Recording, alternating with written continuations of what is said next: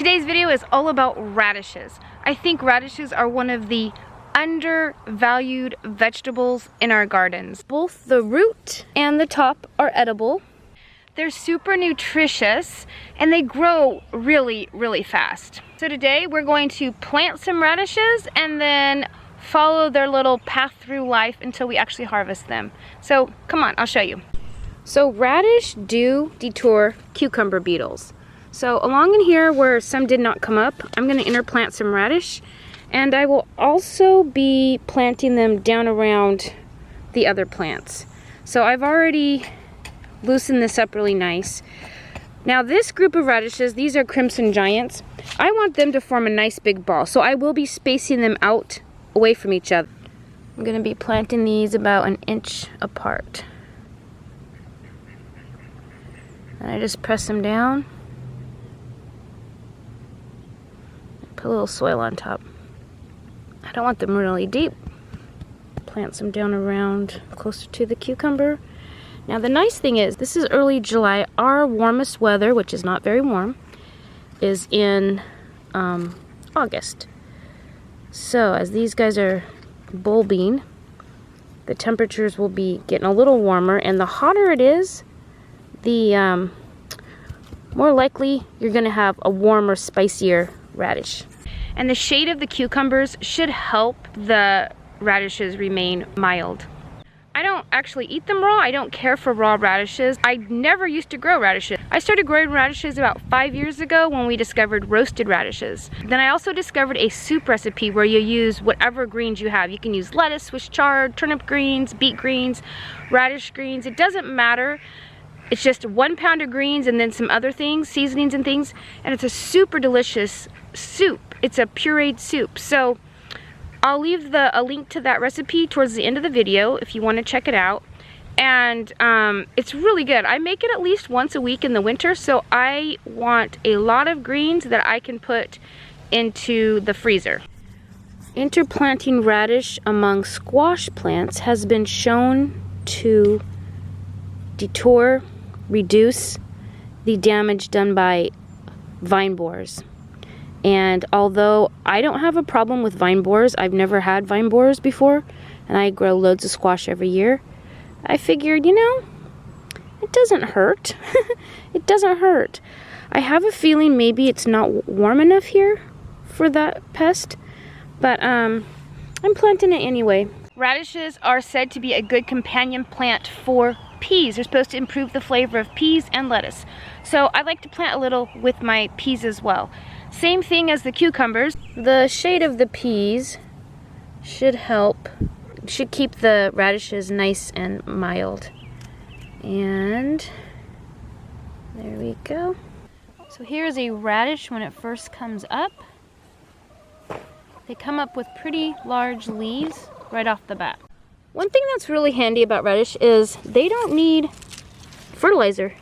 You can just plant them after something else or amongst something else, and they'll grow just fine. Too much nitrogen specifically and they'll give you all leaf and not a lot of root. If you have a small area in which to grow food, radishes are so good because you can get so many crops in one season. For most climates, radish will be a spring-fall crop because they do not like it warm. They like it between 40 and 70. When it gets above 80 degrees, they pretty much bolt. I plant them very thick. If you look down here, looking down at the bottom here, there are radishes very, very close to each other. When they're close to each other like this, I take out one of the bigger ones, then I'll let the others grow larger. I just got them everywhere through here.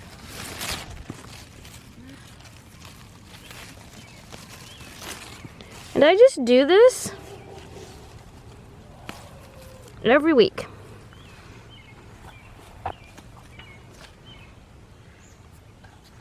And so how do you know when to harvest them? I just do by looking at them.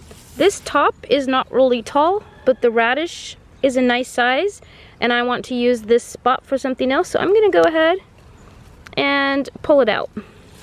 Got to make sure the leaves are not intertangled with the leaves next to it, or you'll pull it up with its neighbor. I've done that more than once. These are really intertangled. I'll just gently pull this little guy up. And then I just kind of fill in and let him keep growing. I like to continually sow every couple weeks, even every week if you have time. I just don't have time. You can see like some of these, this one's got a little tiny one on them, but the others don't have anything showing yet. And that's perfectly fine because I have so much out here that I can harvest and eat that these need a couple more weeks. In a couple more weeks, I will be loaded with this row of radishes. I always interplant radish with my other crops. I think it helps me get more radishes with less pest issues. Like these all look really nice, not full of holes. The ones that grow away from the crowd get nice and large. I always interplant it with my lettuces. I like that it is a row marker. When the lettuce is first germinating, the radishes come up very quickly. So I can see the row where the lettuce is. And it's supposed to make the lettuce taste better. And the lettuce is also supposed to make the radish more tender. This is a little guy, but he's still cute. So it's a win-win situation. Oops.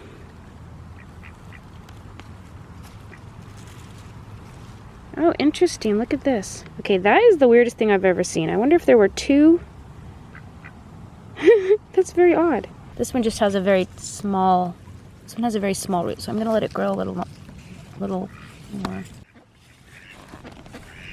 This one's got a rot issue. So, let's talk about this. See how it's all black and it's like rotting out? If radishes get too wet or the soil does not drain well, they can get a fungal rot.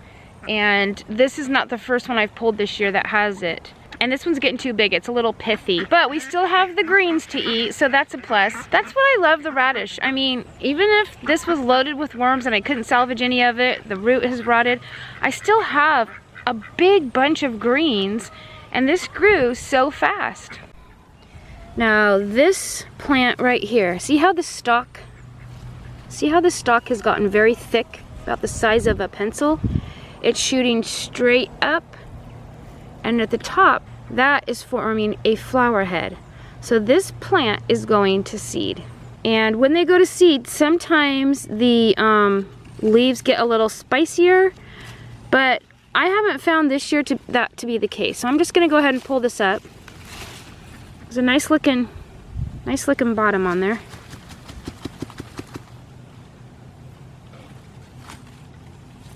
This one is doing the same. So these are all, yeah, okay, so this one is doing the same.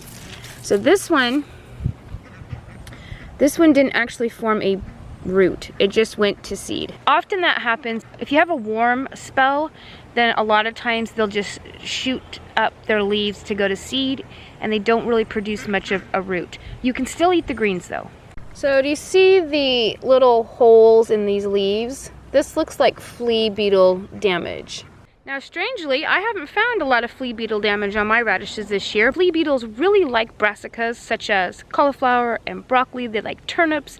They like the nightshade family like tomatoes, potatoes, eggplant. And so sometimes people plant radishes as a trap crop. They're attracting the flea beetles to the radishes because flea beetles really, really like radishes, to lure them away from their more valuable crops of potatoes, tomatoes, heads of broccoli, and so forth. To avoid the root maggots and flea beetles, you can sow your seed and then put a row cover over the seeded bed, and that will prevent the insects getting in there and having a smorgasbord of your radishes. I'm currently interplanting with crops that will shade them. Since this is early July, my nice fall crop really won't be planted until September. And then I'll have radishes all the way up to almost Christmas. That's all I've got for today. So until next time, see ya.